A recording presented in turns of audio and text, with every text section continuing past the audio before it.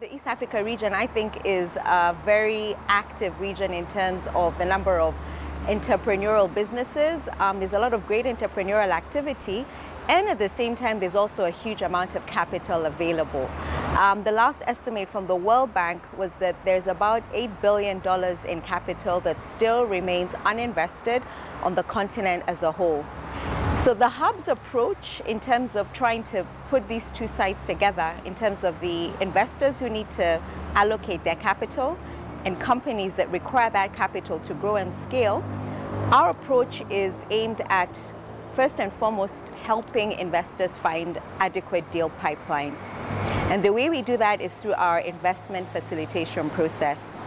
We have a network of private equity and impact investors in the region who we work with. They're about 15 in number, and they've given us what they call their investment thesis, the specifics that they're looking for in terms of investment returns and impact.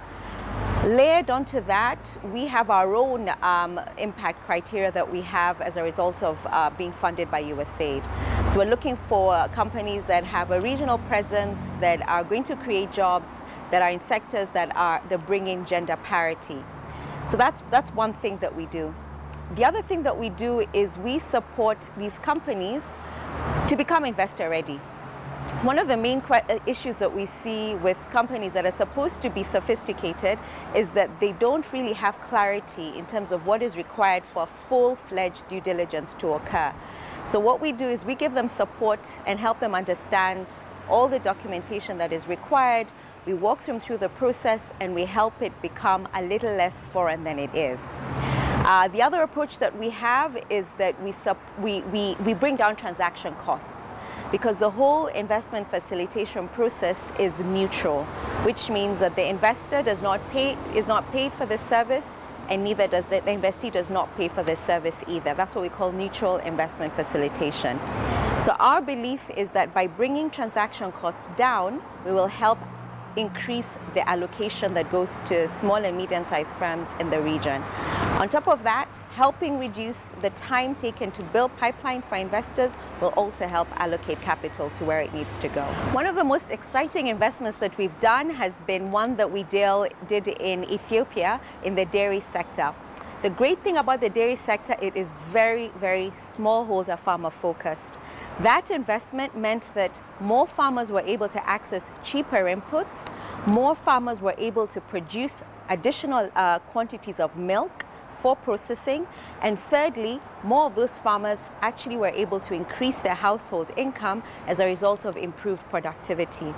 For us, this is one of the deals that we're most proud of, because a high-level investment led to really high level of impact on the smallholder farmer. The hub's main intervention was that we carried out a market analysis for the investor.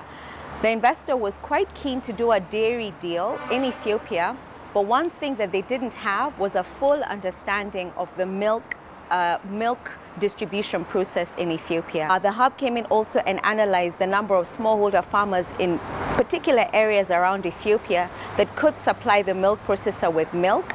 And thirdly, the hub also helped the investor identify drop-off points that the farmers could bring their milk to. And all these things had a huge impact in terms of the success of the transaction. Another really exciting deal that we did in Kenya was in the logistics sector. As you know, the cost of logistics is a huge constraint in helping companies grow and scale. The investor in this case was a private equity firm looking for a logistics deal, specifically in transport and trucking and in cold storage. One of the biggest constraints in the horticulture sector is the availability of cold storage from farm gate to market. This investment transaction supported a company that had 100 trucks to convert them all to be refrigerated cold storage trucks. These trucks are now transporting horticultural produce across borders. For us, as the Trade and Investment Hub, this is one of the most exciting results that we've seen. Our mandate is to increase trade, and that's exactly what this deal has done.